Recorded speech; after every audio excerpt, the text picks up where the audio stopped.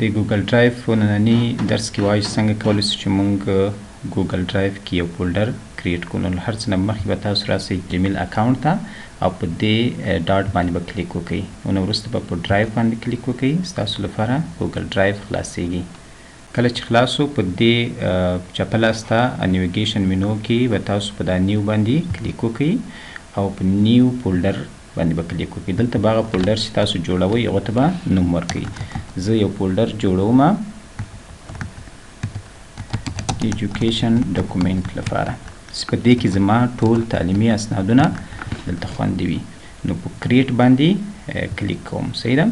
کله چې کریټ باندې کلیک وکړو تاسو لپاره دلته یو فولډر جوړیږي. په دې باندې چې ډبل کلیک وکړئ تاسو کولی شئ چې دلته ورته خپل هغه تحصیلي اسنادونه دلته اپلوډ کړئ، پکې کېږدئ. که غواړئ چې څنګه دې ډرایو ته خپل ایجوکیشن ډاکومنټ اپلوډ کړو نو زما په یوټیوب چینل کې د ګوګل ډرایو سیریز کې ویډیو شته چې څنګه کولی شئ تاسو ګوګل ډرایو ته فایلونه اپلوډ کړئ. نو هغه درسره وګورئ، په دې باندې به هم پوه شئ.